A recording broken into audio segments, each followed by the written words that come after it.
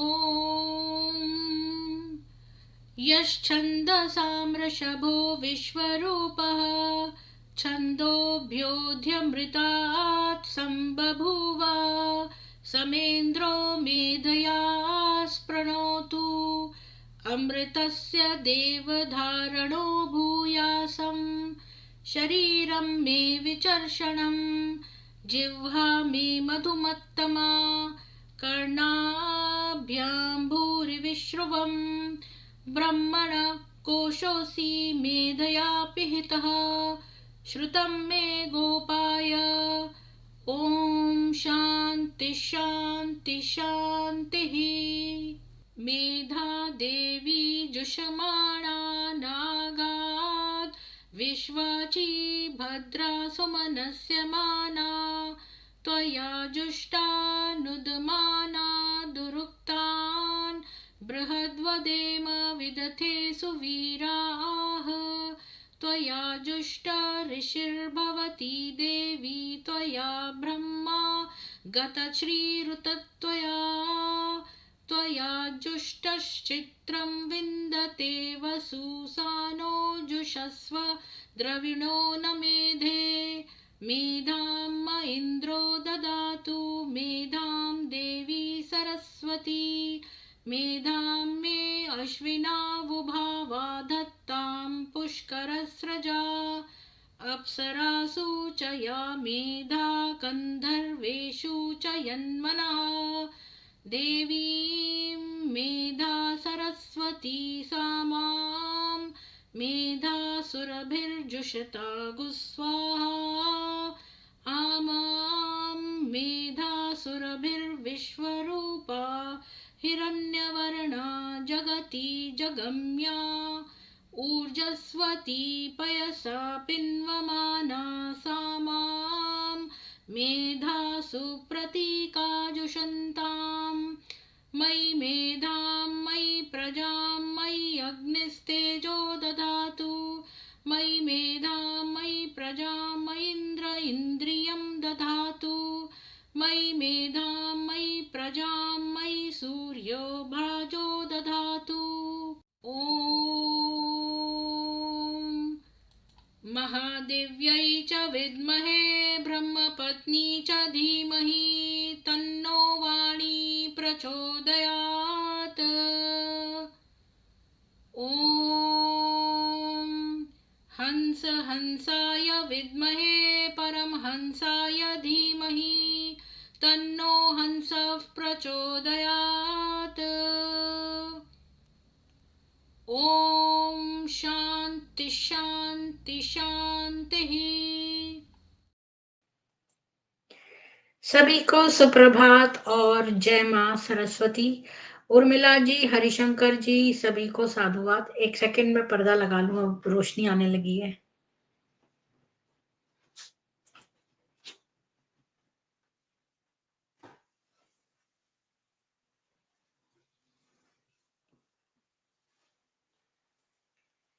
जी, तो मैंने सोचा कि आज मैं एक बहुत इम्पोर्टेंट टॉपिक है उस पर मैं बात करूं, जो है गैस लाइटिंग। और मैं ये नहीं चाहती हूँ कि मैं जस्ट एक चैनल चलाऊं ताकि बस लोग आए और हम सब बस गप्पे ही मारते रहें और जो है किसी संस्था की बस लगातार बुराई ही करते जाएं। हमें इनसे सीखना है और ये कुछ चीजें हैं जो आपको पता होनी चाहिए कि ये क्या चीज है और क्या ये मेरे साथ हो रहा है कि नहीं। एक चीज है जिसका कि बहुत लोगों को वर्ड शब्द ना पता हो, इसको कहते हैं गैस लाइटिंग। तो मैं इसका एक बैनर लगा देती हूँ, या एक सेकेंड।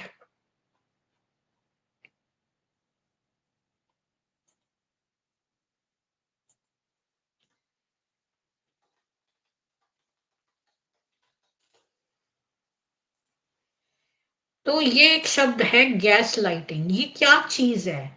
तो बहुत पहले एक ड्रामा आता था।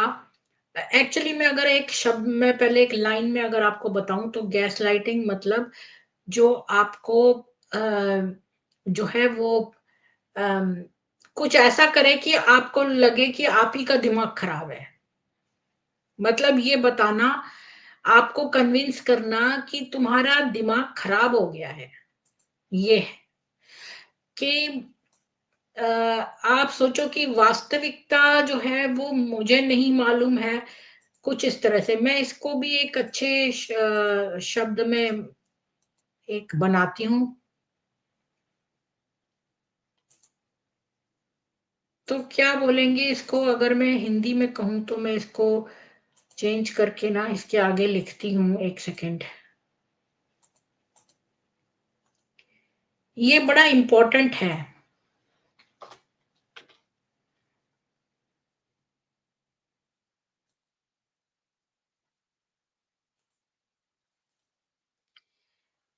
तो गैस लाइटिंग को मैं अगर एक बोलूँ कि वास्तविकता की अपनी धारणा पर सवाल उठाना, यानी कि ये भी मैंने क्लियर नहीं, और भी इसको अच्छे शब्दों में क्या बोलूँ कि तुमसे जो है वो ऐसा आपको मैनिपुलेट करना कि आप अपने ही वास्तविकता को की धारणा को गलत समझो। मतलब आपको ही कन्फ्यूज़न हो जाए कि क्या मैं ठीक बोल रही थी?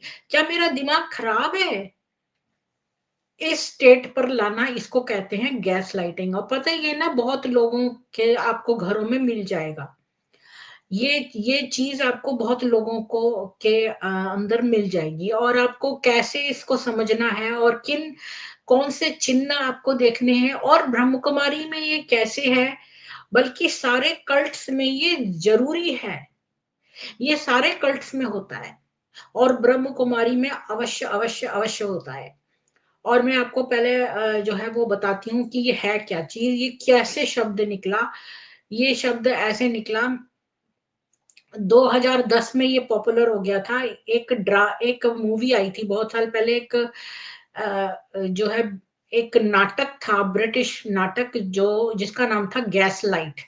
पैट्रिक हैमिल्टन ने ये नाटक बनाया था, और इसके ऊपर एक पिक्चर भी बनी थी 1940 में, जिसको गैसलाइट ही बोला गया। और ये इस पिक्चर में क्या होता है कि एक बड़ा अच्छा, बहुत ही अच्छे स्वभाव का एक हस्बैंड होता है।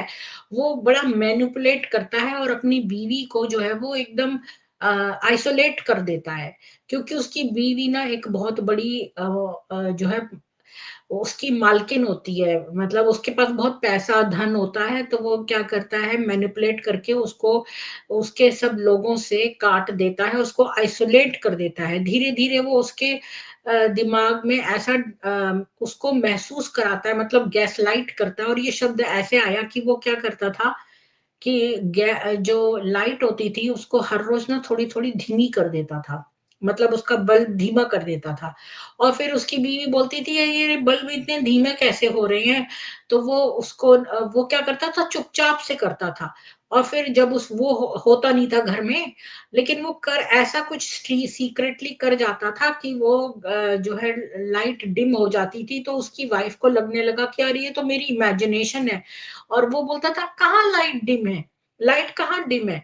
तो उसकी बीवी को लगने लगा कि मतलब उसी का दिमाग खराब है अपना, जो उसको लाइट डिम लग रही है। तो यहीं से ये शब्द निकला है गैस लाइट, क्योंकि लाइट वो डिम करता जाता था चुपचाप सीक्रेट में, और बीवी को बोलता था कहाँ लाइट डिम है, जबकि बीवी बोलती थी लाइट बहुत डिम हो रही है, बहुत डिम हो रही है। तो उसने उसके दिमाग में ये डलवा दिया कि उसी का दिमाग खराब है, जो उसको अच्छी भली लाइट जो है वो डिम लग रही है। तो ये आ गया, ये वर्ड कॉइन हो गया। अब ये आपको डिक्शनरी में भी मिल जाएगा, और इसको बहुत सारे साइकोलॉजिस्ट भी यूज़ करते हैं। ये उनके लिए जो कि जो लोग अपना अस्तित्व बनाना चाहते हैं और जो बड़ा इंडिपेंडेंट होना चाहते हैं, तो जो मैनिपुलेटिव लोग हैं, जो उनको अपने कंट्रोल में रखना चाहते हैं और उनको किसी तरह दबा के रखना चाहते हैं, वो इस शब्द को, मतलब इसकी टेक्निक्स को यूज करके बंदे के दिमाग में ही ये डलवा देना चाहते हैं कि उसका दिमाग खराब है। अभी मैं आपको एक एग्जांपल दूं, जैसे मंजीत जी हैं। कई लोग से उन पर अटैक करवाया। अब वो बेचारे बोलते हैं मेरे पे ये अटैक हुआ, वो अटैक हुआ, तो सारे लोग सोचते हैं ये तो पागल है, ये तो कुछ भी बोलता रहता है। पुलिस वालों से जाके हड़कवा दिया या कुछ और करवा दिया। तो अच्छे भले व्यक्ति को अगर एक जना, हमारे यहाँ तो भेड़ चाल है, अगर एक जने ने बोला ये तो पागल है, तो दूसरा बोला हाँ ये तो पागल है, ये तो पागल है। मतलब फिर उसकी बदनामी ऐसी फैल जाती है कि सारे लोग बोलने लगते हैं ये तो पागल है, ये तो पागल है। ये कितना गलत है किसी भी व्यक्ति को इस तरह से उसका चरित्र उल्लंघन करना। अ, परेशान कोई व्यक्ति हो जाता है, उसके साथ घटनाएँ हो रही हैं, तो उसको ये विश्वास दिलाना कि तू ही पागल है, तुझे ये सब दिख रहा है, ऐसा हो नहीं रहा। तो जब वो इंसान का दिमाग इतने सारे अटैक से गड़बड़ा जाता है, तो 1-2 गड़बड़ बातें वो वैसे ही बोल जाता है। तो उस उन उन बातों के बेसिस पर और कई चीज़ों को ऐसी बना-बना कर इस तरह से करना, यही गैस लाइट करना है। और अगर आप मतलब हम ये चीज़ें कॉमन देखते हैं घरों में, लेकिन लोगों को समझ में नहीं आता है कि गैस लाइट हो रहा है। अब अब मैं आपको बताऊँ कि गैस लाइट जो है, हाँ, तो मैंने आपको बता दिया कि ये दूसरे को पागल ऐसा ट्रिक से करना कि वो खुद ही सोचे कि मैं तो पागल हूँ। ये है गैसलाइटिंग, और इसका मैंने आपको मोटिव भी बता दिया है। मोटिव ये है कि भई कंट्रोल करना आपको, ताकि आपको मैनिपुलेशन करा जा सके, आपको आइसोलेट करके आपकी संपत्ति हड़पी जा सके। ये ना एक लर्न्ड बिहेवियर है, जो साइकोलॉजिस्ट है उनके लिए बता दूँ। और जैसे कि कपल्स में ये बहुत होता है। खैर अभी मैं इसके बारे में और साइकोलॉजिकली नहीं बताती हूँ, मैं आपको इसके लक्षण बताती हूँ। कि इसके क्या-क्या लक्षण हैं, और ये मैं नहीं बता रही हूँ, मैं आपको साइकोलॉजिस्ट के ऊपर मैंने अभी परसों-नरसों मैंने इसके ऊपर रिसर्च करी है, क्योंकि कल तो मैं कहानियों पे रिसर्च कर रही थी। तो ये आपको जानना बड़ा ज़रूरी है ये टॉपिक। मतलब मैं रिसर्च कर के आपको जो बहुत बढ़िया चीज़ें देती हूँ, ये चीज़ें आपके फ़ायदे के लिए हैं। खाली मैंने चैनल इसलिए नहीं बनाया है कि बस मैं सब्सक्राइबर मिल जाए, बस कोई जॉइन कर ले, पैसे कमा लें हम, और जो है हम बस थोड़ी बहुत इधर-उधर की बुराइयाँ करते रहें, बस वही करते रहें। ये बहुत इम्पोर्टेंट चीज़ है, टॉपिक है, क्योंकि ये हम समझ नहीं पाते। क्योंकि हमें मालूम ही नहीं चलता, हम इतने कामों में उलझे रहते हैं कि हम इन चीज़ों पे ध्यान नहीं देते हैं कि कैसे लोग हमको मैनिपुलेट करते हैं। और जो लोग, पता है, ये जो कल्ट्स वगैरह में जाते हैं लोग, इनसे पूछो, "अरे! हमें तो कोई उल्लू नहीं बना सकता। मेरा अब्दुल ऐसा नहीं है।" ये वैसे ही बात है जैसे कि लड़कियाँ बोलती है ना, मेरा अब्दुल हर मुसलमान बॉयफ्रेंड के साथ बोलती है, "मेरा वाला ऐसा नहीं है, मेरा वाला ऐसा नहीं है।" इसी तरह जो व्यक्ति हैं वो बोलते हैं, "हम तो बड़े तेज हैं, हम नहीं फँस सकते, हमें कोई कल्ट नहीं फँसा सकता।" लेकिन आपको पता ही नहीं है कि आप कब शक हो जाएँगे, आपको मालूम ही नहीं चलेगा, क्योंकि वो ये बताते थोड़ी हैं, उनके सींग थोड़ी लगे हैं सिर पे जो आप दूर से देख लो, अरे! ये तो कल्ट वाला व्यक्ति है, इससे बच के रहना है। ऐसा नहीं होता, धीरे-धीरे जो है आपको ये शक कर लेते हैं, और ये क्या टैक्टिक्स यूज़ करते हैं। सबसे पहले तो मैं आपको बताती हूँ कि आपको ज कैसे पता चले कि आपका जो है वो आप गैसलाइट कोई आप पे कर रहा है कि नहीं। तो पहली बात कि आप अपनी भावनाओं और वास्तविकता पे अगर संदेह करने लगें, हाँ, मेरी सोच गलत होगी। देखिए, हर व्यक्ति की अपनी गट फीलिंग होती है। तो अगर आपको अपनी भावनाओं और वास्तविकता पर संदेह है, और आप सोच रहे हैं, अरे मैं ही बड़ा इमोशनल हो गया हूँगा, मैंने ही ऐसा समझ लिया होगा, मैं ही गलत हूँ, मेरा ही मैंने गलत समझ लिया, ऐसा है नहीं, क्योंकि लोग तो ऐसा कह रहे हैं, पर मैंने तो ऐसा देखा था, पर हो सकता है मैं गलत ही हूँ। या आप अपने फैसले और अपनी धारणाओं पर जो है वो सवाल उठाने लगते हैं। आपको डर लगता है अपनी भावना बताने से, क्योंकि आपको लगता है कि भई जो है कि लोग आप पे विश्वास नहीं करेंगे और आपको जो है आप ही को बुरा कहेंगे, तो इससे अच्छा है कि हम चुप ही रहें। ये दूसरा लक्षण है, मतलब कि आप डर के मारे चुप रहते हैं। तीसरा लक्षण है कि आप जो है अपने आप को कमज़ोर और असुरक्षित महसूस करते हैं। जैसे लोग कहते हैं ना, एग शेल्स पर चलना, जैसे ये मैरिड कपल्स में होता है, जैसे कभी हस्बैंड बहुत एग्रेसिव हो, तो वाइफ जो है ना वो सोचती है भाई इससे ज़्यादा बोलो मत, इससे ज़रा बच के ही चलो, मैं बस उतना ही बोलूँ, उतना करूँ, मैंने ऐसा बोला तो ये इसका रिएक्शन ऐसा हो सकता है, ये मेरे ऊपर एग्रेसिव हो सकता है, मैं ये कहूँगी तो ये मेरे पर ऐसे एग्रेसिव हो सकता है। तो जब हम बड़ा समझ-समझ के जो है वो बोले कि हमें लगे कि भई अगले व्यक्ति का क्या रिएक्शन होगा, मतलब हमें हर चीज़ फूँक-फूँक के कदम रखना पड़ रहा है, तो वो भी एक गैसलाइटिंग का एग्ज़ाम्पल है।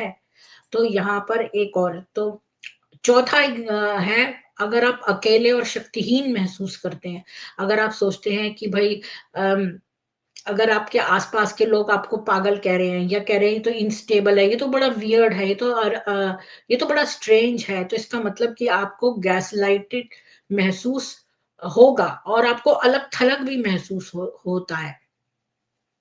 5वीं बात है कि आपको आश्चर्य है कि क्या आप वही हैं जो ये कहते हैं कि आप हैं? तो जैसे कई लोग बोलते हैं, "अरे! आप तो गलत हो, आप तो मूर्ख हो, आप तो पूरे मतलब पागल हो।" इस तरह की बातें बार-बार बोल रहे हैं आपके आस-पास, तब भी समझ लो कि आप गैसलाइट हो रहे हो।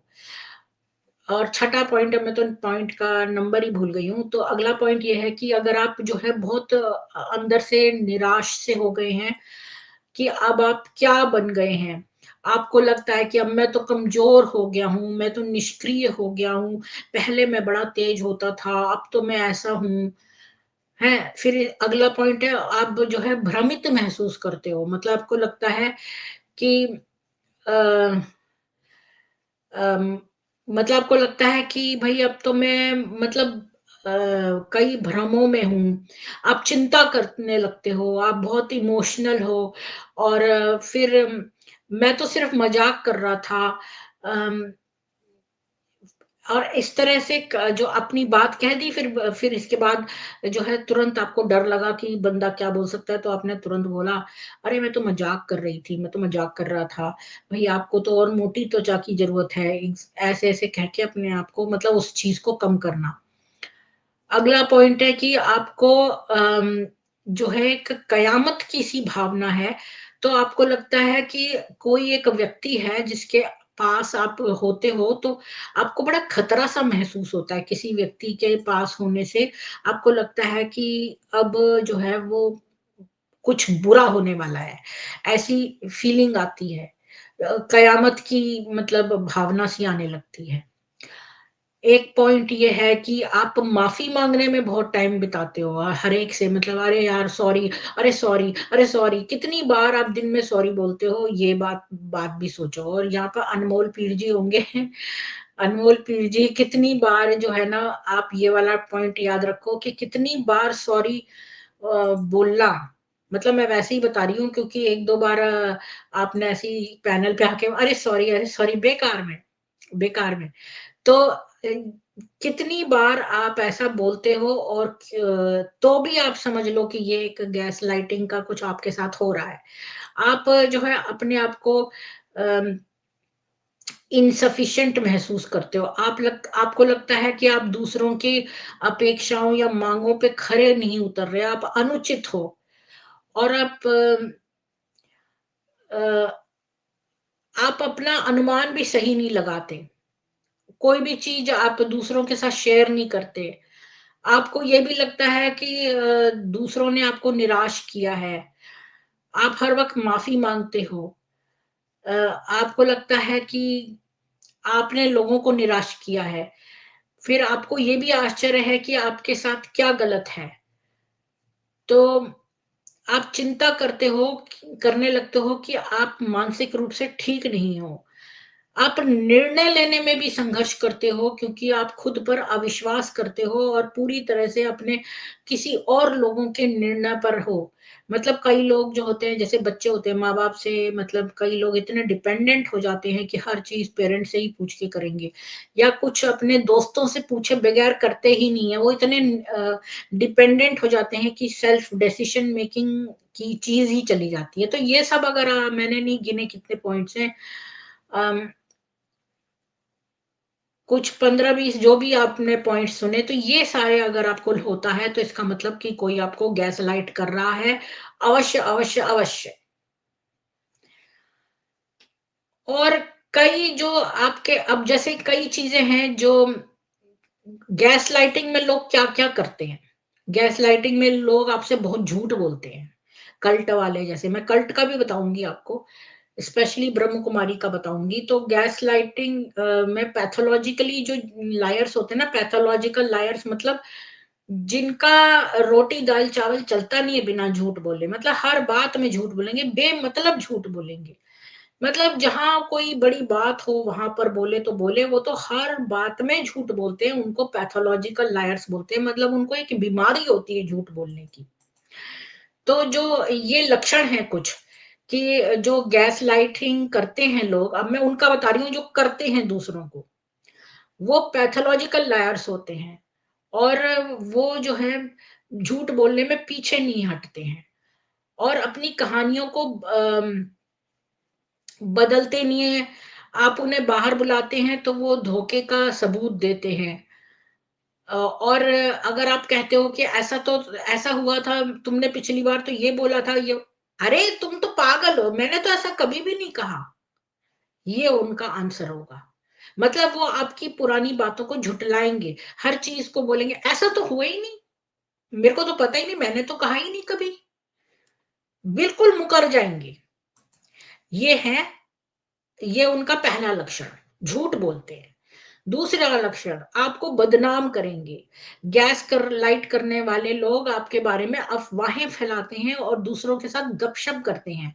मतलब दूसरों को पागल बनाने में लगे रहते हैं और मतलब दिखाते हैं कि भई ये तो इमोशनली इनस्टेबल है, इसका तो ये तो पागल है और फिर वो ना ग्रेप वाइन में ब बात बड़ी जल्दी फैलती है।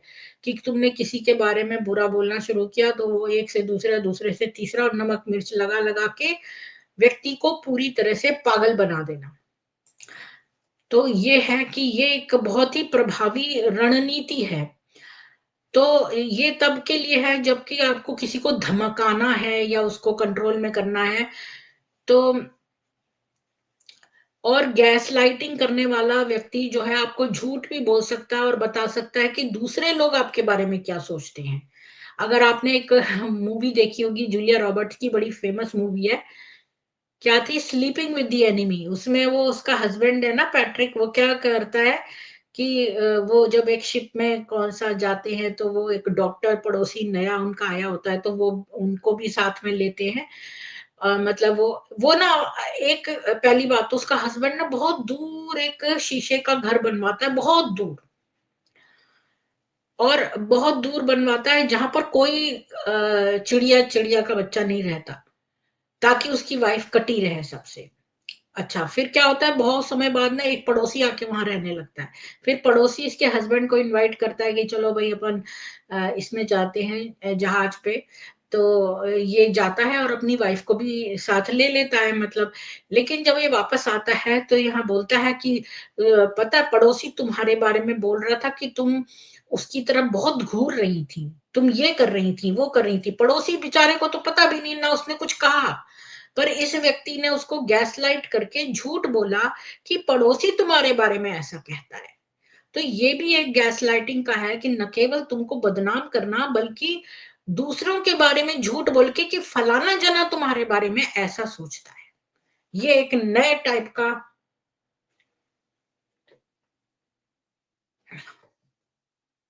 अच्छा, 13 डेज बीके वालों पे भी आऊंगी। पहले मैं आपको ये बहुत अच्छी तरह से समझा दूं गैसलाइटिंग, ताकि आप सबके जीवन में कभी ऐसा ना हो। दीदी मुझे मेरा बदला लेना है चाहे जो भी हो। भी हमारा हाई कोर्ट जोधपुर में केस चल रहा है और उसने ही मेरे को एफआईआर को झूठा कहकर एफआईआर कैंसिल करने की अपील की है। जी। तो मैं कहाँ पे थी, हाँ पहले मैं ये गैसलाइटिंग का बता दूं कि क्या होता है कि फिर अगला पॉइंट है। तो ये 2 पॉइंट हो गए। पहला तो आपको झूठ बोलते हैं ये लोग, पैथोलॉजिकल लायर्स होते हैं। दूसरा ये आपको बदनाम करते हैं और इसी में कि आपसे झूठ भी बोल सकते हैं कि दूसरा आपके बारे में जो है गलत-गलत सोच रहा है। ऐसा कहकर भी आपको झूठ बोल सकते हैं। तीसरा पॉइंट है आपको विचलित करना। तो इनका ये है कि आप हर वक़्त एंग्ज़ियस रहें, आप नर्वस रहें, आप लोगों से डरते रहें, आप हमेशा परेशान, वरीसम, एंग्ज़ायटी में रहें। ये इनका मोटिव है, ताकि ये आपको कंट्रोल कर सकें, क्योंकि आपको कमज़ोर करके ही तो मेंटली कंट्रोल किया जा सकता है। तो ये जो है जो आपको गैसलाइट करता है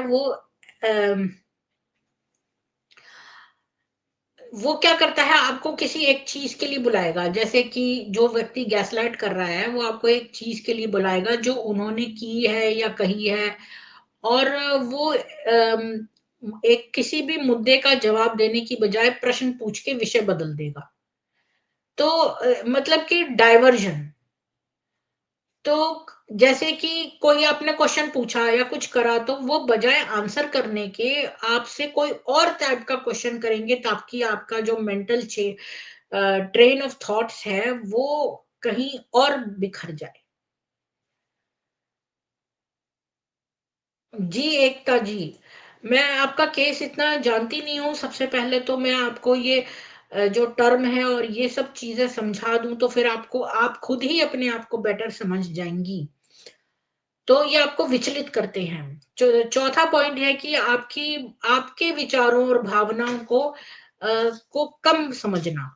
तो आपके विचारों को तुच्छ बनाने के लिए आपको गैसलाइट करें।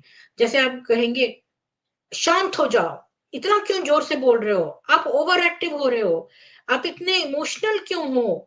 जैसे कोई बुरी बात कही, आप रोने लगे, क्यों तुम इतने इमोशनल हो? क्यों तुम ऐसे हो? इस तरह की बात करना, या बोलना कि क्यों तुम जो है वो ओवर रिएक्टिंग कर रही हो? क्यों तुम जो है वो तुम शांत हो जाओ, इतना ज़ोर से मत बोलो, चीखो मत, ऐसे मत करो, जबकि ज तुमने तो ऐसा किया भी नहीं है, लेकिन ये तुमको ऐसे बोलेंगे। तो जब आप कभी किसी ऐसे व्यक्ति से निपटते हैं जो कभी भी आपके विचारों या भावनाओं या विश्वासों को स्वीकार नहीं करता, तो आप उनसे स्वयं प्रश्न करना शुरू कर सकते हैं कि भाई क्या क्या ज़्यादा है, क्या कम है? जैसे किसी को बोलना कि अरे ये यामी आ गई।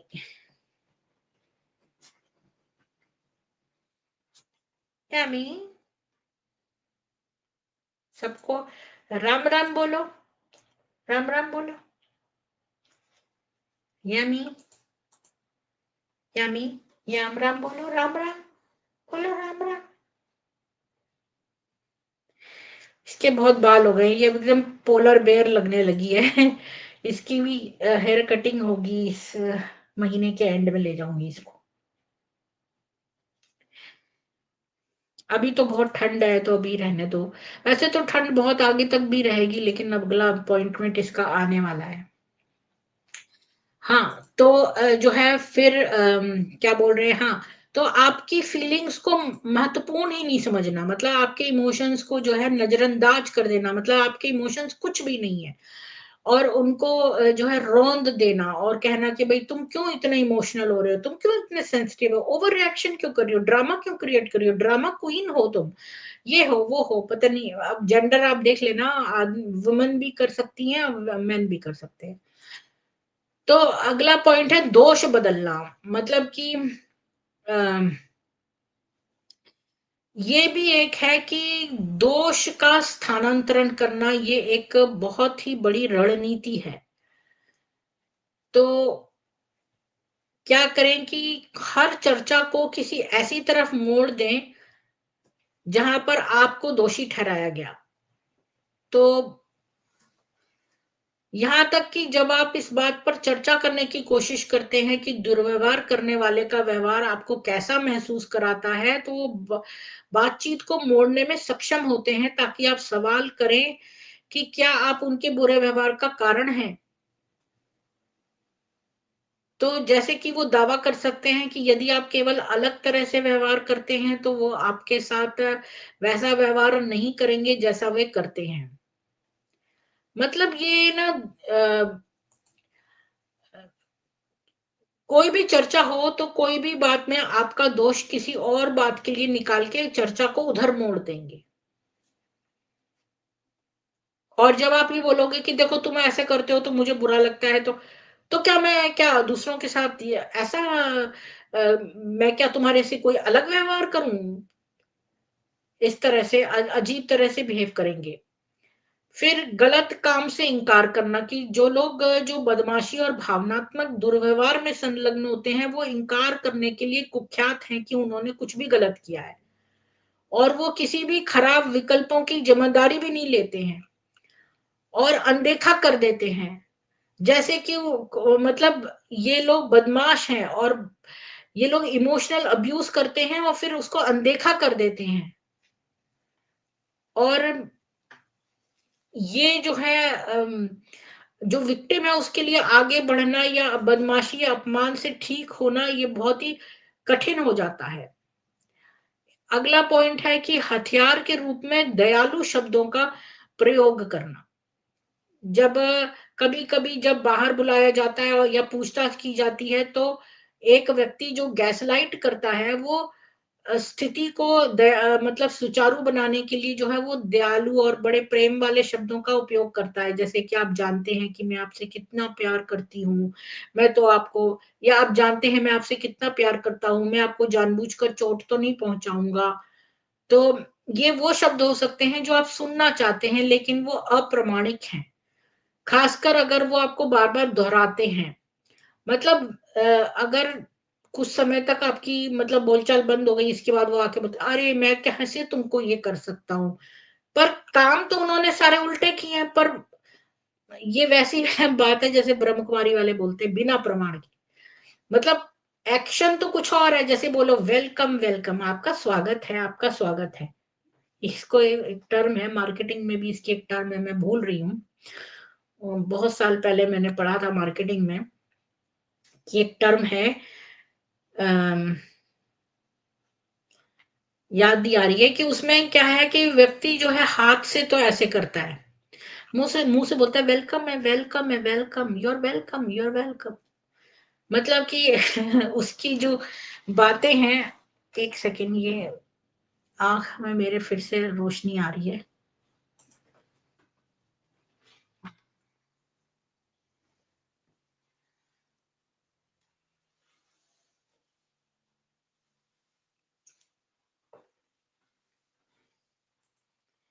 तो अब ये सारी सीट पे बैठ गई, just leave something for me to just move this one too. तो क्या कह रही थी मैं, हाँ। तो तो ये लोग क्या करते हैं कि मतलब बोलते हैं वेलकम, वेलकम, वेलकम, यानी कि इनके शब्द और इनके प्रमाण है नहीं। मैं कभी तुम्हारे साथ ऐसा कर सकता हूँ, मैंने तुम्हें कभी चोट पहुंचा सकता हूँ, पर काम इन्होंने दूसरे तरह के किए हैं। फिर ये हिस्ट्री को रिपीट करते हैं। मतलब जो व्यक्ति गैसलाइट करता है वो कहानियों को उन तरीकों से बताता है जो उनके पक्ष में है। अम, जैसे कि मान लो किसी व्यक्ति ने किसी को एक दीवार में धक्का दे दिया, तो फिर बाद में उस कहानी को मोड़ देंगे कि देखो आप जो है वो दीवार से आपकी ठोकर हो गई तो आप गिर गए। इस बात को उड़ा जाएंगे कि उन्होंने आपको धक्का दिया तो आप जो है दीवार में टकरा गए और गिर गए। तो इस बात को उड़ा के उस चीज को मोड़ के ऐसे लिखेंगे, ऐसे बोलेंगे कि भाई आप जो है वो जब आप ठोकर खा गए थे दीवार से और गिर गए थे तब ऐसा हुआ था। तो इस तरह से। तो अगर मैं आपको संक्षिप्त में बताऊं तो क्या होगा इससे कि आप ही अपनी याददाश्त पर संदेह जब आपको 10 बार ये बोला जाएगा कि आप ही का आप ठोकर खा के दीवार से गिर पड़े थे तो आपको ही लगने लगेगा हाँ भाई मेरी याददाश्त कमजोर है, मैं ही ठोकर खा के गिर गया था। आप भूल जाएंगे कि इस बंदे ने मुझे धक्का दिया था दीवार से। अब मैं आपको संक्षेप में सारा बता देती हूँ कि गैस लाइटिंग में झूठ बोलना, ध्यान भटकाना, कम करना आपको, आपका इनकार करना, दोष देना सब शामिल है। तो अब जो है कुछ गैस लाइटिंग क्यों करते हैं? क्योंकि वो जो है आपको कंट्रोल करना चाहते हैं। आपको गैस लाइटिंग के ये तो मैंने बता दिया है कि साइंस क्या है कि अगर आपको जो है लगता है कि आप की याददाश्त गुम हो रही है या आपको अपनी बातों पे भरोसा नहीं, आप खुद याद करने की चीज़ें कोशिश कर रहे हो, आपको लोग पागल कह रहे हैं, आप बहुत अपने आप को इनकॉम्पिटेंट समझ रहे हो, कॉन्फिडेंस नहीं है, वर्थलेस महसूस कर रहे हो, हर वक़्त माफ़ियाँ माँग रहे हो, अब्यूसिव पर्सन से माफ़ी माँग रहे हो और उस जिस वक़्त जो व्यक्ति आपको अब्यूज़ कर रहा है, उसकी तरफ से दूसरों से उसको डिफेंड कर रहे हो दूसरों के सामने और आप बिल्कुल आइसोलेट हो गए हो। और आप क्या करें कि इसके लिए क्या करना चाहिए? या पहले बताऊँ कि ब्रह्म कुमारी क्या कैसे करती है? तो अब मैं ब्रह्म कुमारी की साइट पे आती हूँ, इतना सब बताने के बाद कि ब्रह्म कुमारी कैसे क्या करती है और फिर मैं आपको लास्ट में बताऊँगी कि इस चीज़ से बचने के लिए क्या करना चाहिए। और नॉर्मल लोगों को क्या करना चाहिए और कल्ट वालों को क्या करना चाहिए, सब बताऊँगी। तो सबसे पहले तो मैं आपको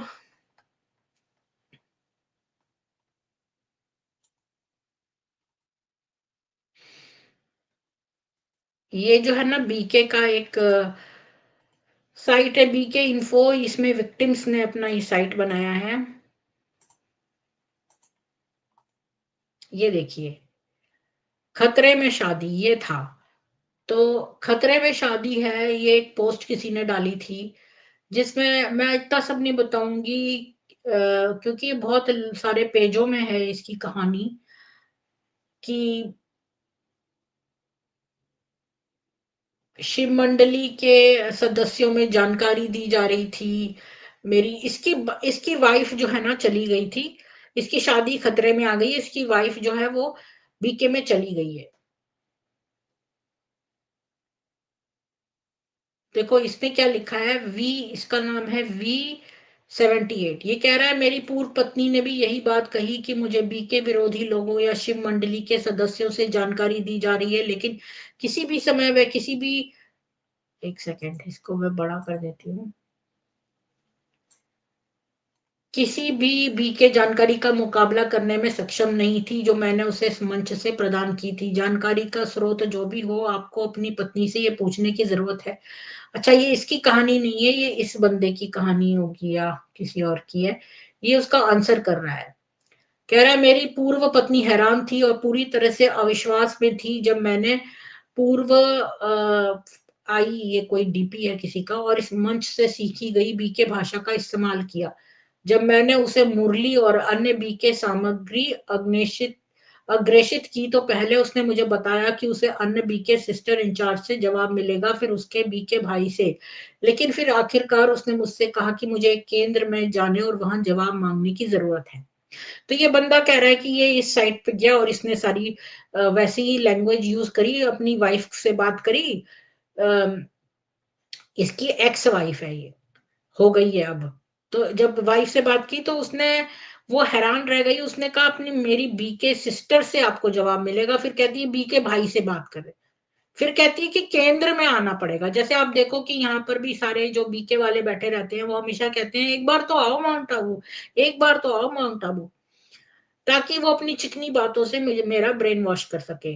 वह मुझे इस मंच से प्रदान किए गए सबूतों का खंडन करने के लिए कोई ठोस जानकारी प्रदान करने में सक्षम नहीं थी और अगर बीके को लगता है कि यह मंच उन्हें बदनाम करने की झूठी जानकारी फैला रहा है तो क्या वे मुकदमा दायर करने और इस मंच को बंद करने के लिए बाप दादा के निर्देशों की प्रतीक्षा कर रहे हैं। यहाँ तक कि डॉक्टरों या अन्य शिक्षित लोगों को इस पंथ के सदस्यों के रूप में उजागर करने का संबंध है। ये अधिक लोगों को भर्ती करने के लिए सिर्फ एक विपणन चाल है और अगर उन्हें लगता है कि ये एक महान आध्यात्मिक संगठन है तो उन्हें बॉलीवुड भारतीय अभिनेत्री प्रियंका चोपड़ा को अपने प्लैटिनम उत्सव के हिस्से के रूप में उपयोग करने की आवश्यकता क्यों है? क्या वे दावा कर रहे हैं कि प्रियंका चोपड़ा ने वासना या सेक्स जैसी बुराइयों की निंदा की और वो ब्रह्मचारी बन गई है इसलिए उनके प्लैटिनम उत्सव का हिस्सा है? मैंने उस पंथ के बारे में सच्चाई को उजागर करने के लिए ठोस सबूतों के साथ कई महीनों तक कोशिश की, लेकिन मेरी पूर्व पत्नी सुनने के लिए तैयार नहीं थी, या शायद इस पंथ की रक्षा के लिए दृढ़ता से वातानुकूलित थी। इसलिए जब तक कोई इन भ्रमों से बाहर नहीं आना चाहता, तब तक आप किसी को भी इस पंथ को छोड़ने में मजबूर नहीं कर सकते। मुझे आशा है आपके प्रयास रंग लाएंगे और आपकी पत्नी इस पंथ को छोड़ देगी, लेकिन आपको एक ही समय में बहुत आक्रामक और चतुर होना होगा, और इसलिए यदि आपको अपने आपकी पत्नी आपके सर्वोत्तम प्रयासों के बाद इससे बाहर आने को तैयार नहीं है, तो उसे जाने दें और इस पंथ के बारे में सच्चाई का पता लगाएं। तो यहाँ पर इसने उसको ये एडवाइस दी है बंदे को कि तेरी बीवी जा रही है तो तू उसको जाने दे, क्योंकि ये लोग जो हैं वो बहुत तेज हैं, और ये अ, अपने सेंटर पे बुलाते हैं, और अगर ये बड़े आध्यात्मिक हैं तो इन्होंने बॉलीवुड के लोगों को क्यों बुलाया है और प्रियंका चोपड़ा को क्यों बुलाया प्लैटिनम उत्सव में, तो ये कहते हैं कि भाई उसने अपना लस्ट और ये छोड़ दिया है, या उसने नशा छोड़ दिया इसलिए बुलाया है। तो ये कह रहे हैं, ये दूसरी कह रही है, इसका जवाब पूर्वेल ने दिया है कि ये एक युक्ति चाल है। वे मानते हैं कि केंद्र के शक्तिशाली कंपन आप पर हावी हो जाएंगे। तो यहाँ पर ये इस बात का खुलासा कर रही है कि ये जो ये लोग कहते हैं ना कि आप एक बार तो हमारे माउंट आबू आइए, यहाँ पर बैठे कितने सारे ब्रह्म कुमार और ब्रह्म कुमारियां जो देखते हैं वो हमेशा कहते हैं एक बार तो आओ ना माउंट आबू, मुझसे कई बार बोल चुके हैं यूट्यूब में, एक बार आके तो देखो, एक बार आके तो देखो।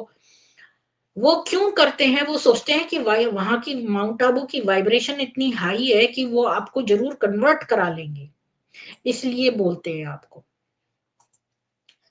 अम, अगर आप दो बीके से भिड़ेंगे, केंद्र प्रभारी और एक साइड किक, तो ये कह रही है कि वहां पर हर सेंटर पे दो आपके साथ लड़ने को होते हैं, एक तो सेंटर का इंचार्ज है और एक साइड किक है, जो आध्यात्मिक कंपदन बढ़ाने के लिए ध्यान के अलावा कुछ नहीं कहेगी। अब आप बात करते हैं तो केंद्र प्रभारी आपको अनदेखा करेंगे और ध्यान करेंगे और वे निष्क्रिय हो जाएंगे। मतलब जब आप सेंटर पे जाएंगे तो मतलब ये लोग ऐसे बन जाएंगे कि ये लोग बड़े बिजी हैं, आपको अनदेखा कर देंगे और ये ऐसी बातें कहेंगे, किसी ने आपकी पत्नी को यहाँ रहने को मजबूर तो नहीं किया। उनके पास दशकों के जोड़ों और परिवारों के टूटने से पारित चालों का एक अच्छी तरह अभ्यास शस्त्रागार है। मतलब अगर आप ये कहने आए कि तूने मेरी बीवी को क्यों जो है बुला लिया यहाँ पे, तो वो तुरंत वो छूटते ही बोलेंगे, हमने थोड़ी ना किसी पे मजबूरी की है, यहाँ पर तो सब कोई अपनी मर्जी से आते हैं, हमने थोड़ी कुछ किया है। इंदिरा जी, आदित्य जी, कन्हैया जी, नीलम जी, उर्मिला जी, बबीता जी, शिवशंकर जी, कमलेश, धर्मवीर जी, शिव शंकर जी, एकता जी, अम, दिनेश जी, बैटमैन जी, अमित जी, अर्चना जी, प्राजेश जी, आर्य समाज जी, भैरवनाथ जी, हरिशंकर जी, उर्मिला जी, बबीता जी, अनमोल पीर जी, सिंथिया मैन जी, नीलम जी, नेमीचंद जी, आप सभी को बहुत साधुवाद। प्रवीण जी, बीके विनाश जी, सभी को साधुवाद। तो मैंने आज गैस लाइटिंग के बारे में बताया कि लोग आपको पागल जो है, आप अपने ही ऊपर शक करने लगे कि मैंने ही गलत सुना होगा, मैंने ही जो है कुछ गलत मुझे पता चल गया होगा, इत्यादि इत्यादि। तो यही गैस लाइटिंग है, और मैं इसको ऑन कर देती हूँ। हाँ नहीं, अभी नहीं, पहले तो मैं ये पढ़ूंगी ना। हाँ तो फिर ये जो है ये कह रहे हैं कि ये आपको वहां सेंटर पर बुलाते हैं और फिर अनदेखा करके और ये बोल देंगे कि भाई हमने थोड़ी ना आपको यहाँ पर जानबूझ के बुलाया है, उन्होंने कोशिश की और असफल रहे, और उस समय हम इतने मजबूत भी नहीं थे जितने हम अब है। वे असफल रहे क्योंकि जैसा कि आप कहते हैं, हम अपनी रिपोर्टिंग, खुलासे और शोध में बहुत सटीक हैं। हमने उन्हें पश्चिम में कुछ हद तक अपने दावों को बदलने के लिए मजबूर किया है, लेकिन भारत में भाषा के कारण इतना नहीं, और अनुयायियों के भ्रष्टाचार और भोलेपन की डिग्री भी है। यहाँ तक कि उनके गुरु लेखराज कृपलानी ने भी स्वीकार किया। उदाहरण के लिए उन्होंने विशेष रूप से गुजरातियों के बारे में बात की, और बीकेवाद के लिए कितनी आसानी से झुंड में आ जाएंगे। आप शायद सिंधी और गुजरातियों के बीच प्रतिष्ठा जानते हैं। तो ये बात उसने कही, लेखराज ने, कि भाई यहाँ तो कितने सारे आ जाएंगे गुजराती। हाँ, उन्हें उपहार, विशेष उपचार और दर्शकों के साथ एक सिंहासन, गद्दी मिलती है और उन्हें पूरी सच्चाई नहीं बताई जाती। बी के बाद सेवानिवृत्त लोगों को बहुत भली-भाँति आकर्षित करता है और उन्हें ये महसूस करने के लिए कुछ देता है कि वे बड़े महत्वपूर्ण हैं। ये बड़े शर्म की बात है क्योंकि वे समाज के लिए वास्तव में मूल्यवान कुछ कर सकते हैं। मैंने कुछ डॉक्टरों की बातचीत दे पढ़ी और देखी कि वे वास्तव में 99% अलग नहीं हैं जो आपने एक अशिक्षित बीके से सुना होगा। यह ज़्यादातर तोते की बात है, एक स्क्रिप्ट जिसे दशकों से परिष्कृत किया गया है, आपको थोड़ा नया 1 या 2% चीनी कोटिंग मिलती है, लेकिन नीचे वह पुराना है। मुझे ये पता है क्योंकि मैं उस समय इसके विकास में शामिल थी जब उन्हें पश्चिमी लोगों के अनुरूप पुनर्विकास करना पड़ रहा था। फिर भी के उसे वापस भारत ले आए और भारतीयों को प्रभावित करने के लिए वेस्टर्नर्स और वेस्टर्न पावर का इस्तेमाल किया ताकि वे अधिक आधुनिक दिखाई दें। वे पश्चिमी लोगों को भी दिखावा करते हैं, अन्य भारतीय जातियों को प्रभावित करने के लिए विशेषज्ञों और विशेषज्ञों के रूप में नीच, वैतनिक, अयोग्य लोग। अब मतलब झोला छाप डॉक्टर हैं इनके। अब वे दूसरों के विचारों का एक मुखौटा व्यापार करते हैं। कुछ भी वे विश्व पंथ कोर के अपने कट्टरपंथी अंत को बढ़ावा देने के लिए पा सकते हैं। यह डॉक्टर चिकित्सा ज्ञान का लिबास लाता है और अच्छे स्वास्थ्य को बढ़ावा दे रहा है। हृदय रोगों के माध्यम में बीकेवाद को बढ़ावा देना। अब ये डॉक्टरों का काम थोड़ी है कन्वर्ट कराना, लेकिन देखो ये सब इसी में लगे हैं। यदि आप केवल ये जानते हैं कि पुराने दिनों में स्वस्थ भोजन प्राप्त करने के लिए हमने नेताओं से कितना कठिन संघर्ष किया और वे स्वास्थ्य देखभाल और व्यायाम के खिलाफ कैसे थे। क्यों? क्योंकि इतने सारे बीके बीमार हो रहे थे, यह मानने के बावजूद कि ये सिर्फ कर्म था और अपनी बीमारियों को दूर कर सकते थे, यहाँ तक कि उनके शिक्षक और नेता भी। वे इसे बर्दाश्त नहीं कर सकते थे और इससे उन्हें कुछ बुरा लग रहा था, इसलिए अब उन्होंने एक नई तरकीब सीख ली है, बीमार लोगों का शोषण करना और उन्हें ईश्वरीय आत्मा के लिए दास बनाना। लेकिन बीके नेता मूर्ख नहीं है, वो चालाक अपराधियों की तरह हैं। कहते हैं होशियार व्यापारी बाबा। वे पैसा बनाने में अच्छे थे, लेकिन हमेशा अपने व्यापारिक व्यवहार में आपराधिक चालबाज थे। अमिल का उपयोग करते हुए अपनी गुप्त भाषाओं के साथ अंतरराष्ट्रीय स्तर पर सौदे करने के लिए, अपने खातों को छिपाने के लिए, करों का भुगतान नहीं करने के लिए, वीजा आव्रजन का धोखा देने के लिए और अन्य देशों के कानूनों के आसपास खेलने के लिए। क्या आप जानते हैं कि गुजराती इनके बारे में क्या कह रहे हैं? और इसे मैं लिख सकती हूँ क्योंकि ये सच है, वे मुझ पर मुकदमा नहीं कर सकते क्योंकि वे जानते हैं हमारे पास इतनी समझ है। क्या यह आपके लिए भगवान का सबूत है? यदि हाँ, तो किस तरह के भगवान? अच्छा, तो ये सारी जो चीज़ें हैं, इसका इससे कोई भी लेना-देना नहीं है, मतलब ये तो इसका नाम इन्होंने गैस लाइटिंग रखा था, पर गैस लाइटिंग के बारे में नहीं इतनी बात करी है जितना बीके कैसे परिवार तोड़ रहा है वो, और इनकी चालबाजियाँ की हर एक को क्यों वहाँ बुलाते हैं, और इनका अल्टीमेट जो गोल है वो मार्केटिंग ही है। तो मैं वापस आती हूँ कि आप जो है, अब आपको कोई गैसलाइट कर रहा है। अब मैं पहले नॉर्मल बताती हूँ कि अगर कोई गैसलाइट कर रहा है तो क्या करें, और अगर कल्ट वाला कर रहा है तो क्या करें? और फिर मैं इसको खत्म कर दूँगी। तो अ, अगर आपको कोई गैसलाइट कर रहा है जो नॉर्मल व्यक्ति है, तो आप उससे दूरी कुछ हासिल कर लें। यानी कि आप उसको जो सोच लें कि इससे हम दूर रहेंगे, अगर वो आपका हस्बैंड है, कुछ भी है, तो आप अपने पैरों पे खड़े रहें, क्योंकि इससे आपको कुछ सेल्फ एस्टीम होगी, तो आप उसको छोड़ सकेंगे। और कुछ ब्रीदिंग एक्सरसाइजेस और व्यायाम भी करें। दूसरी बात कि अपने पास सबूत रखो। जैसे कि आपको लगता है कि भई मैंने ऐसा कहा होगा क्या? मतलब आपको खुद पर अविश्वास होता है ना, क्योंकि आपको याद नहीं है आपने क्या कहा, तो आप कहेंगे हाँ, मैं ही गलत हूँगा, मैंने ही ऐसा किया होगा। ये सारे डाउट्स आ रहे हैं क्योंकि वो आपके दिमाग में डाल रहा है कि आपका ही दिमाग मेंटली कमज़ोर हैं आप, आपका ही दिमाग ऐसा है। तो आप इसके लिए एक डायरी नोट करें, उसमें लिखें हर एक बात, डेट करके। तो इससे आपको पता रहेगा कि ऐसा ही हुआ था, ये आपका वहम नहीं है, आपका दिमाग ठीक है।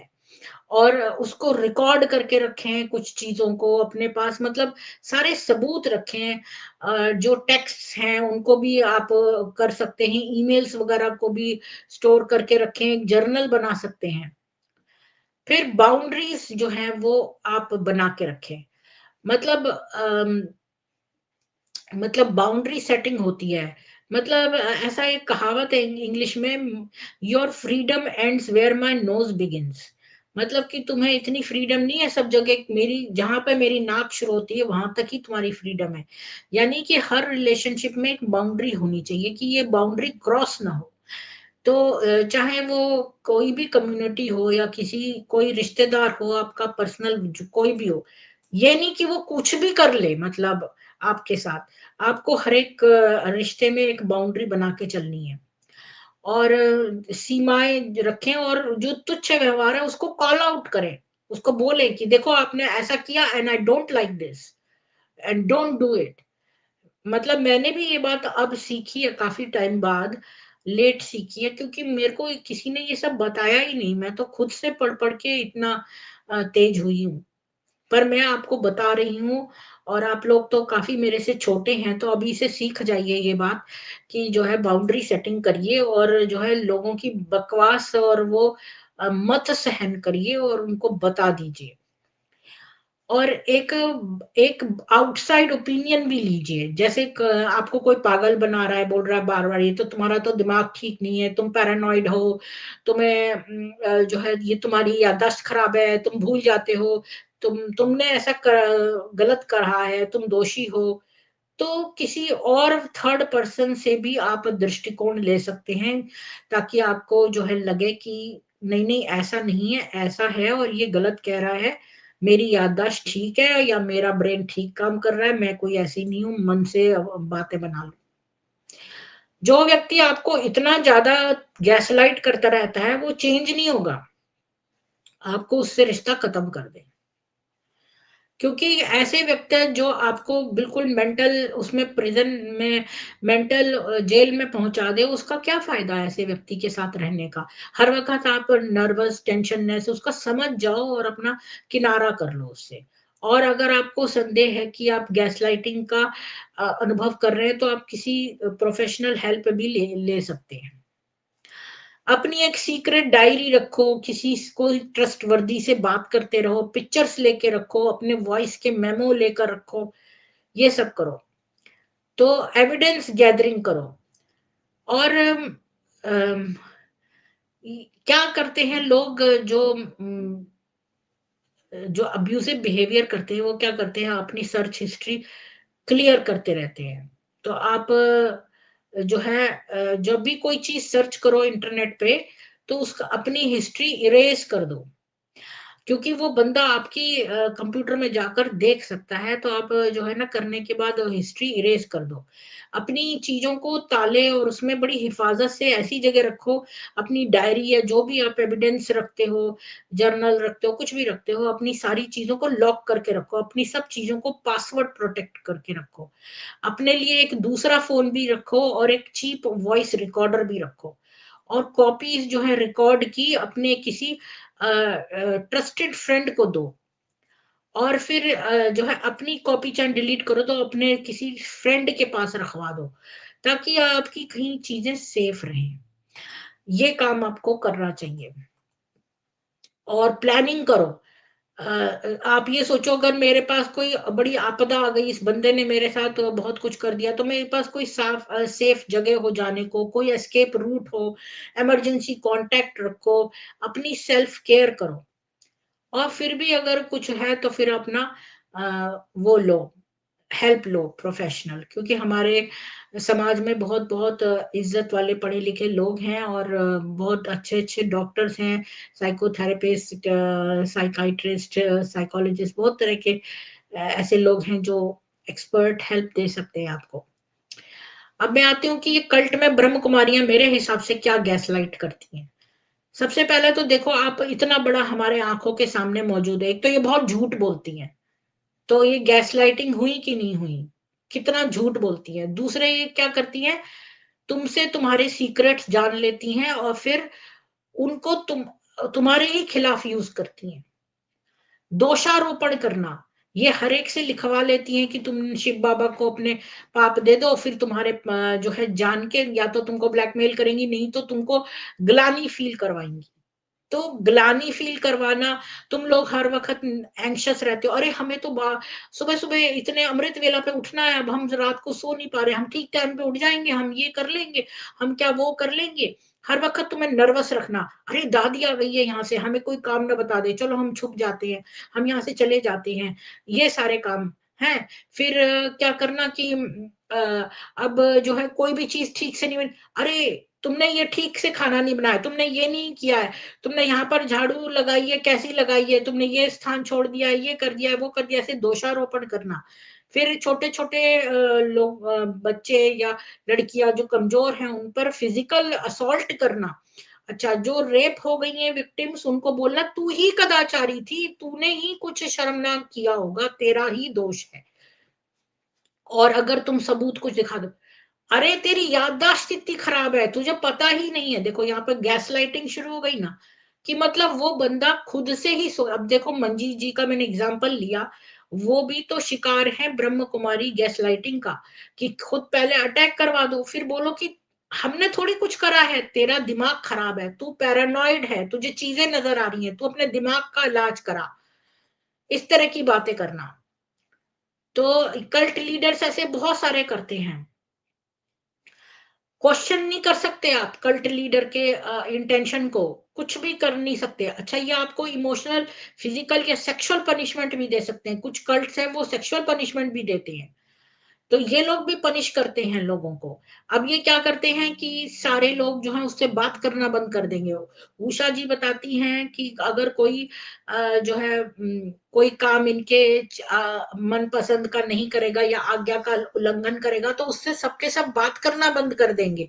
उसको इमोशनली, उसको आइसोलेट करके इमोशनली अब्यूज करेंगे। तो ये सारे काम ब्रह्म कुमारी करती हैं।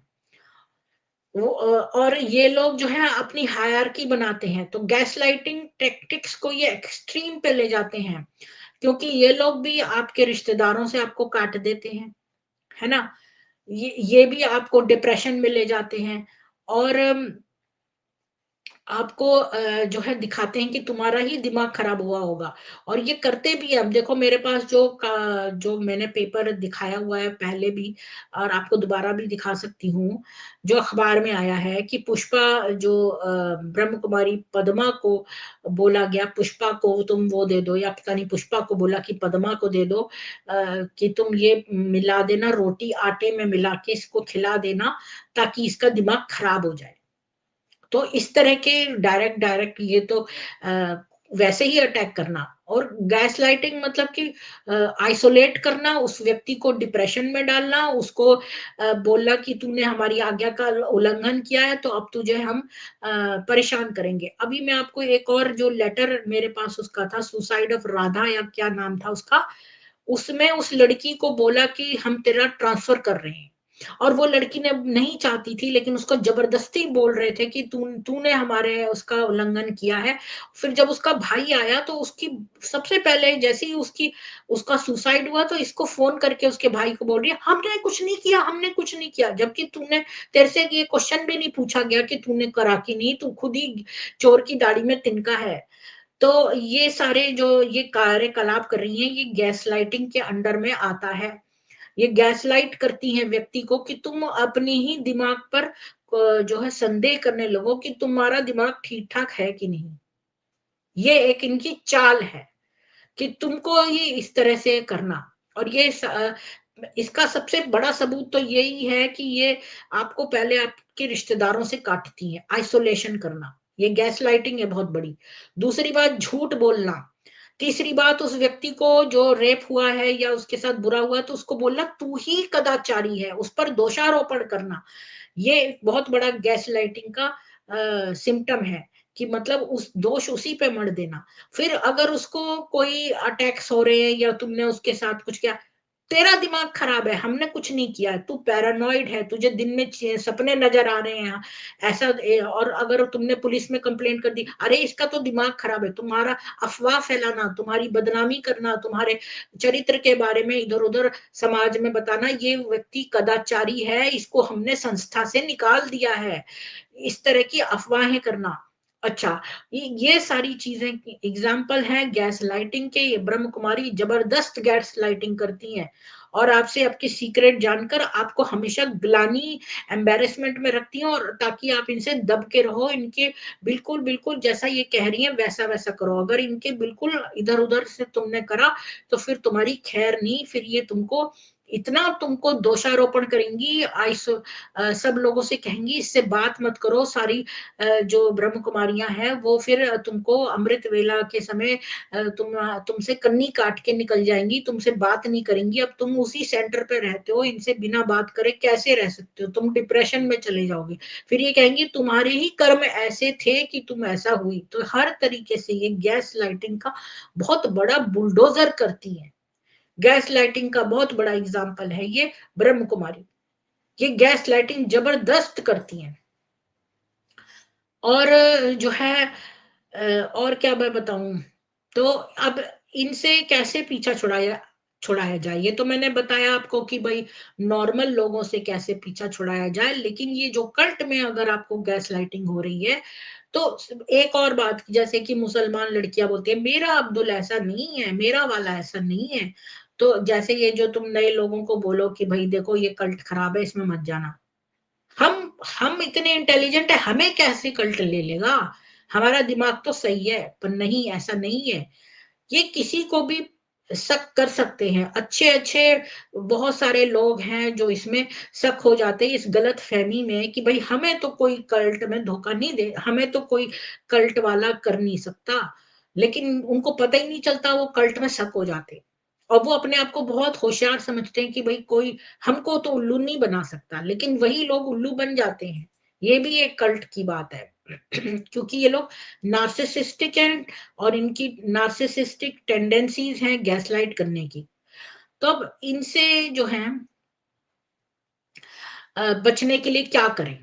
तो अगर आप कल्ट में हैं तो स्पेशली मैं बता रही हूं कि सबसे पहले आप स्वयं पर विश्वास करें।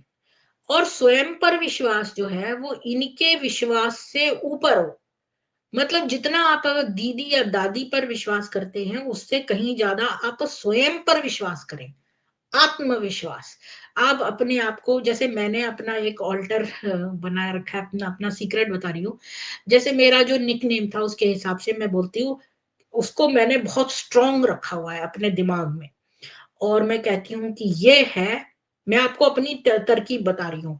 तो हर व्यक्ति की अलग अलग तरकीब हो सकती है। आपको अगर ये वाली अच्छी लगे तो आप ये वाली इंप्लॉय कर लें, जो भी आपके लिए सूटेबल हो।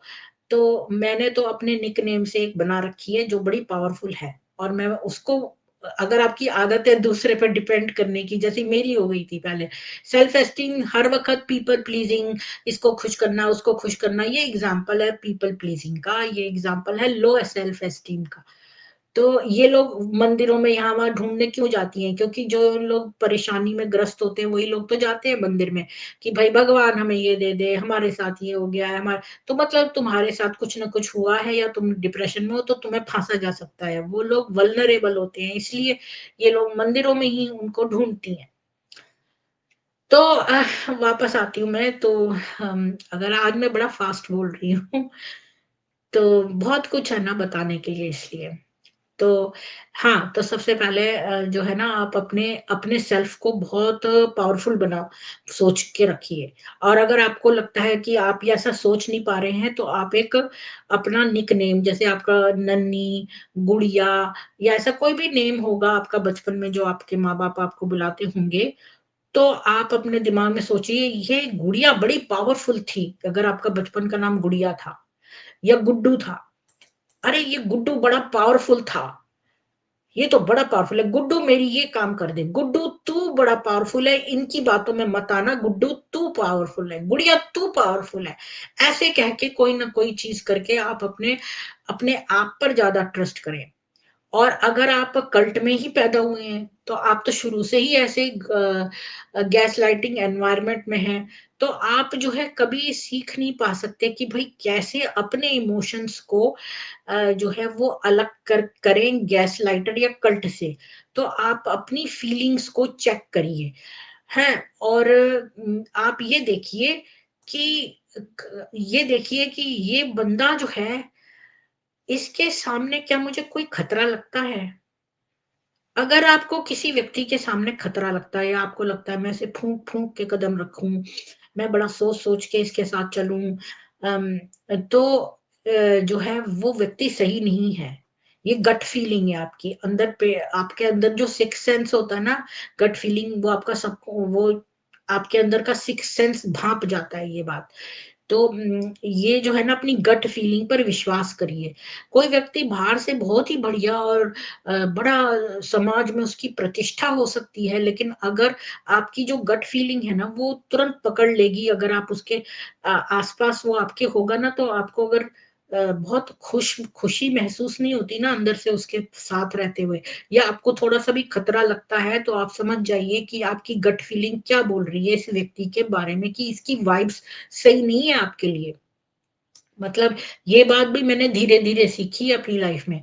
तो अगर आप किसी के साथ आपकी गट फीलिंग जो है ना, वो आपको खतरे की घंटी देती है या बोलती है कि भई आप खुश नहीं हो, तो आप तुरंत समझ जाओ ये बंदा सही नहीं है। तो ठीक है, फिर अगला पॉइंट ये है कि ये लोग क्या करते हैं, बचपन से आपको ग्रूम करते हैं।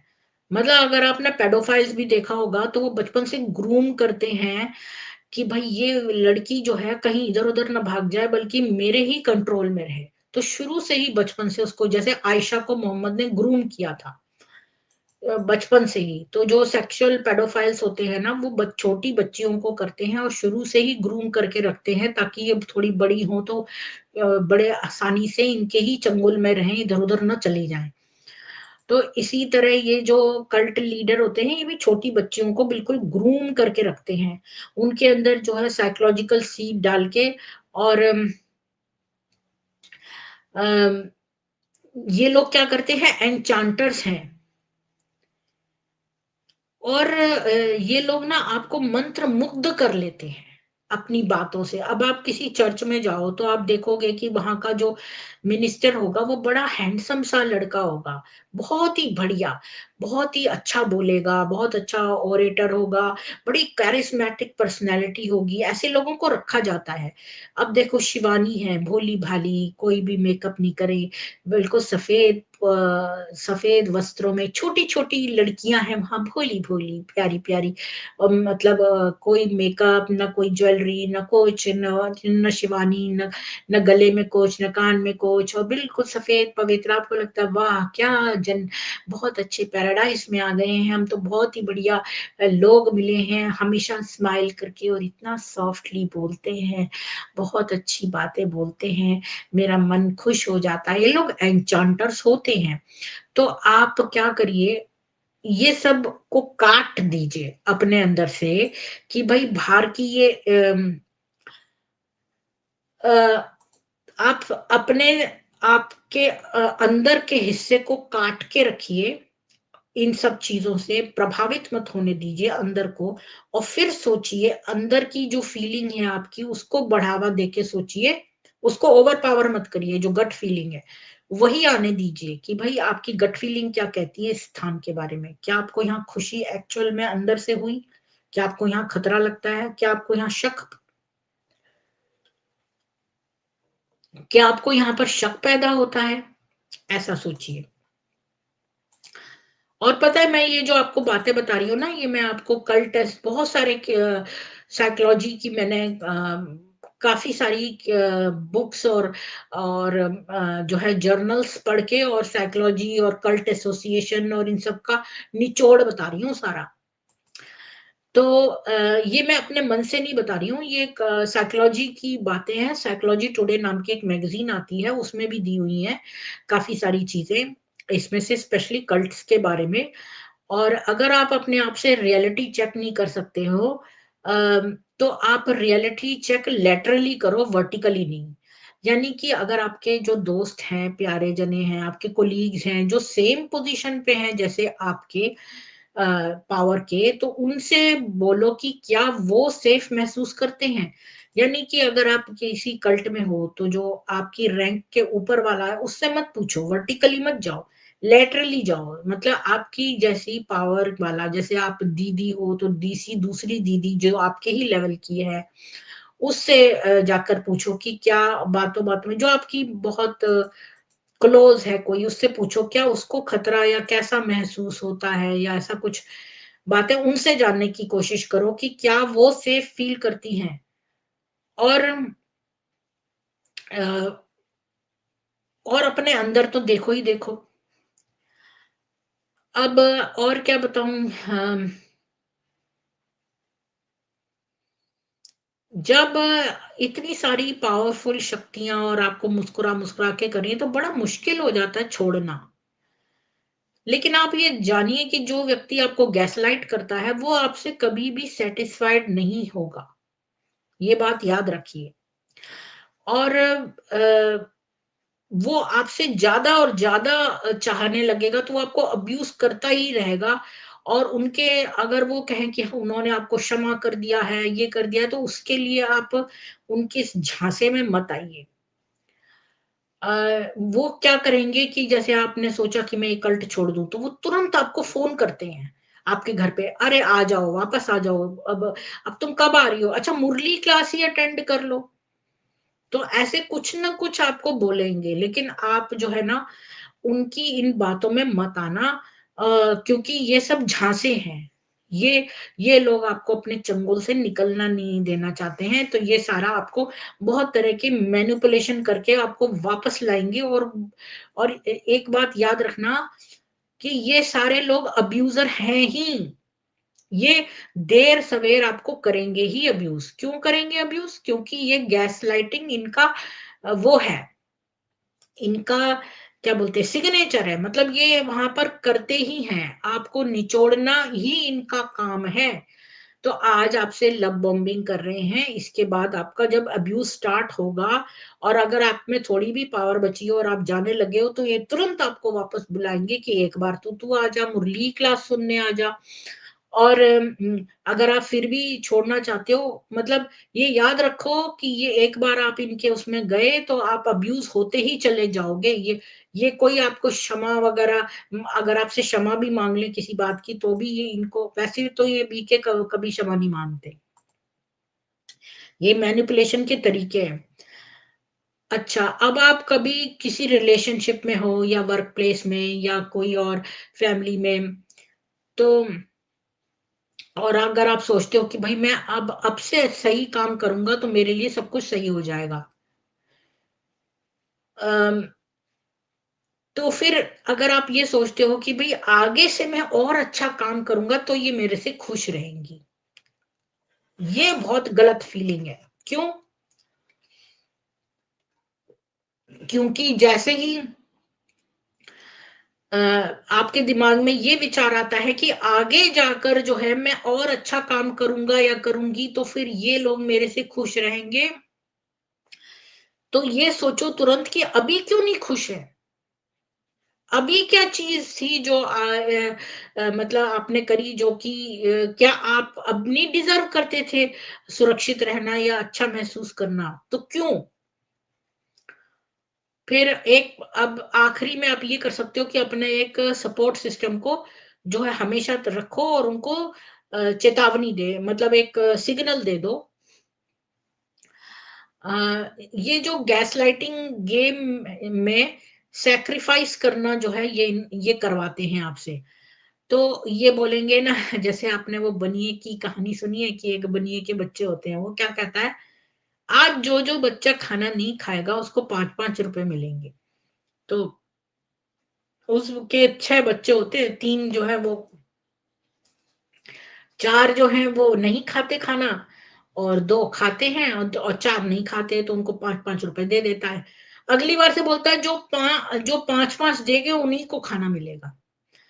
तो यही वाली बात है। मतलब समझने की कोशिश करो कि ये लोग जो हैं आपसे बोलेंगे कि त्याग, सबसे बड़ी चीज़ है त्याग करो, त्याग करो, त्याग करो। तो ये आपसे त्याग करवाते ही जाएँगे और ये गैस लाइटिंग करवा के आपसे त्याग करेंगे, दोषारोपण करके, ग्लानि पैदा करके और अम, तो क्या होगा कि जैसे ही आप जो आपके कोलीग्स हैं या फ्रेंड्स हैं या फैमिली जो है, वो सब्जेक्ट होगा तो उनको आप ज़्यादा प्लीज़ करेंगे। 1 मिनट मेरे को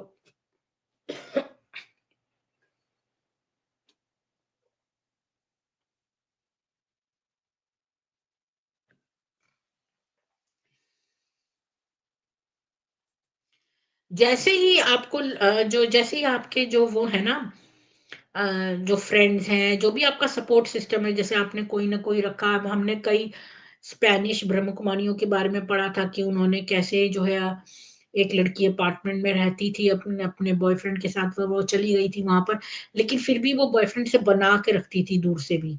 तो उसने अपना सपोर्ट सिस्टम रखा था।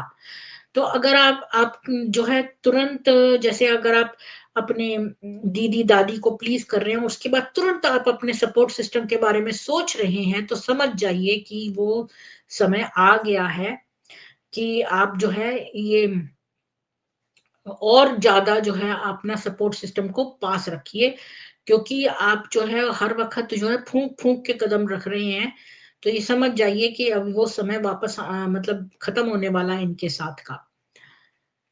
अम अगर आपके कुछ ऐसे लोग हैं जो कहते हैं कि भई आपके रिलेशनशिप में कुछ चीज़ ऑफ चल रही है, तो उनको सुनिए और अगर आप अपनी अंदर की आवाज़ को और अच्छा जानना चाहते हैं, तो कुछ समय ब्रेक ले लीजिए। इनसे बोलिए कि हमें मैं थोड़े समय अकेले में अलग रहना चाह के अपनी फीलिंग्स समझना चाहता हूँ। ऐसा पॉसिबल तो नहीं है कल्ट में, पर अगर आप इस चीज़ पे आ सकें, तो इनसे दूर होके अपनी फीलिंग्स को अंदर से सोचिए और तब आपको इनसे थोड़ा-सा अलग होंगे ना, जब इनकी मुरलियाँ हर वक़्त वही-वही ये ट्रांस स्टार्ट कर देते हैं ना, क्योंकि इनके कुछ शब्द हैं, वो वही शब्द बोलते हैं, तो आपका वो जो हिप्नोसिस वाली प्रक्रिया है, सेल्फ हिप्नोसिस वाली, वो शुरू हो जाती है।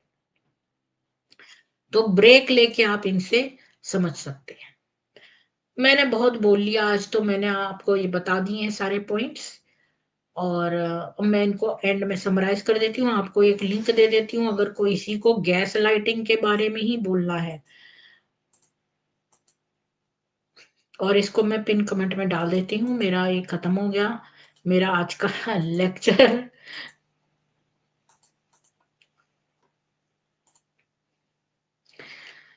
1 सवा घंटे का लेक्चर मैंने दिया है पूरा आज आप लोगों को। यही सोच के कि आप समझ जाओ कि ये क्या है।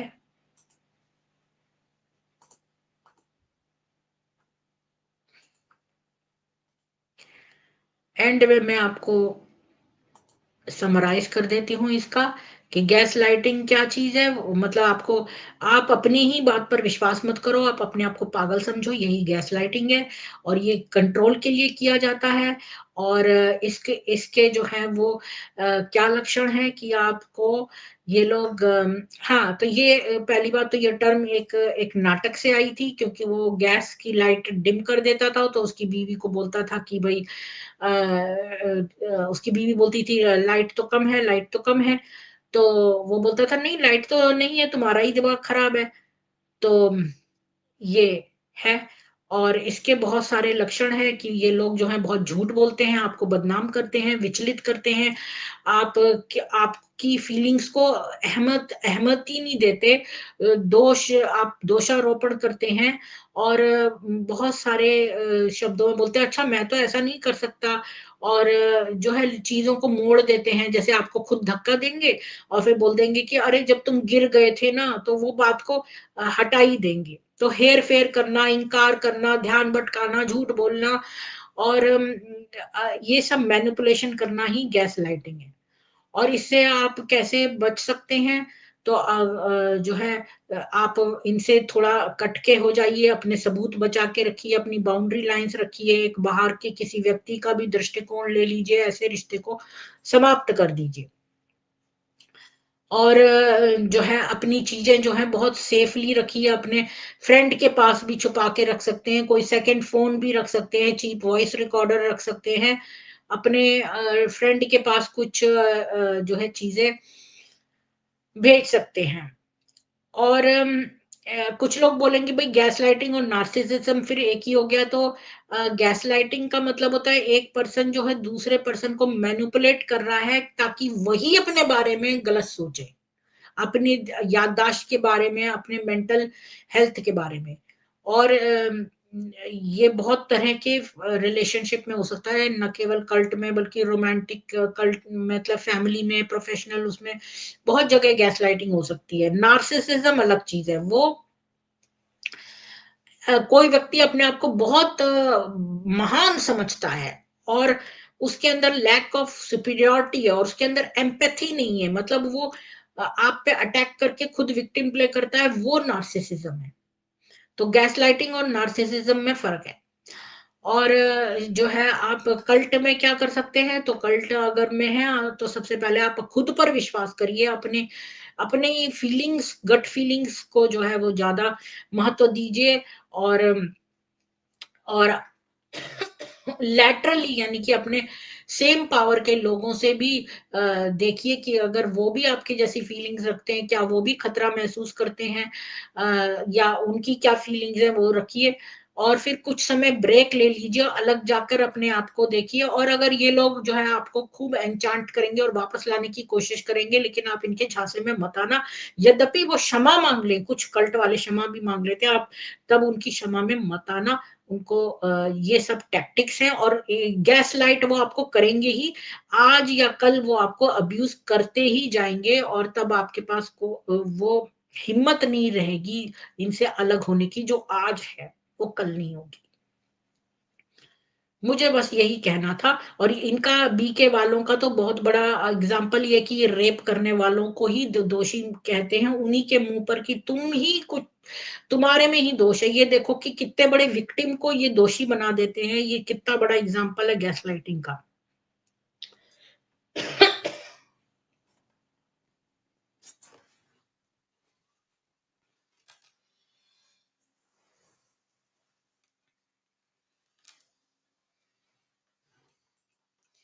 जी,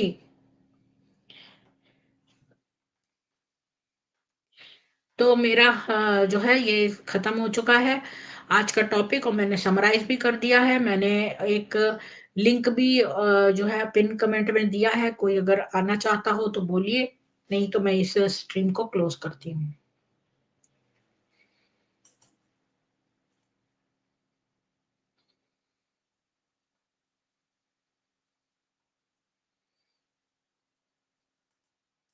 धन्यवाद श्री राम जी। धन्यवाद आत्या जी। 33 कोटि है, संजय एकड़े जी। आपको शुरू से सुनना पड़ेगा, तब आपको पता चलेगा कि मैं किस बारे में बात कर रही हूँ। जी,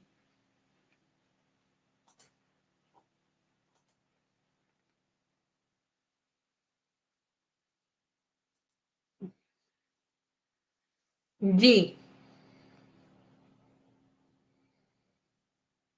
हाँ, ये जो आपने कहा ना पवित्र बनो, इसका मैं खुलासा करूँगी आपको कल या परसों। क्योंकि कल मैं एक बहुत अच्छी वाली मोटी जो है वो कहानी लूँगी इनकी, और वो जो छोटी वाली कहानी है वो पवित्रता पे, वो मंडे को ले लूँगी, क्योंकि संडे को ले लूँगी। इनकी कहानियाँ मैं कल स्टार्ट कर रही हूँ, जो ये छोटे बच्चों को बताते हैं वो सब गलत-गलत है। तो उनकी गलतियाँ आपके सामने दिखाऊँगी प्रमाण के साथ।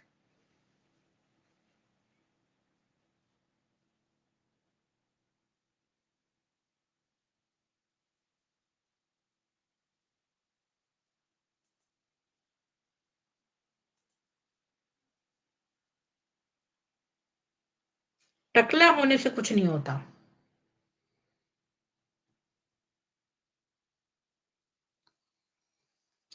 तो मैंने कमेंट्स देख लिए, ऐसे कोई है नहीं, कोई और अगर बात करना चाहने आना चाहते हो तो आइए। जी, मधुबन में ब्रेन वॉश होते हैं जी।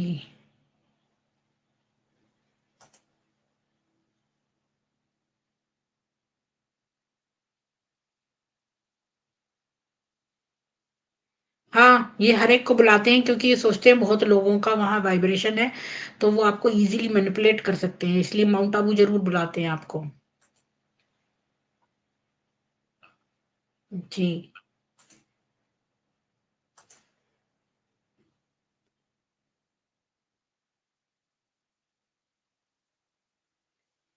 उर्मिला जी धन्यवाद आपको। तो मैं आप सब लोगों को जो है बोलती हूँ जय श्री राम, जय सनातन वैदिक हिंदू विश्व। मेरे आँखों में बराबर ये आ रहा है, 1 सेकंड रुकिए।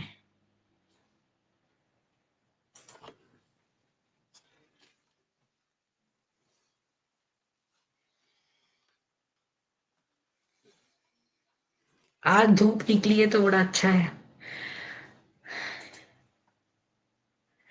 जी, इस स्ट्रीम को जो है ज़्यादा से ज़्यादा शेयर करिए क्योंकि ये बहुत इम्पोर्टेंट टॉपिक है गैस लाइटिंग का, तो ये लोगों को पता हो जाएगा, तो लोग समझ जाएँगे अपने रिलेशनशिप और कैसे एक बाउंड्री बना के रखेंगे।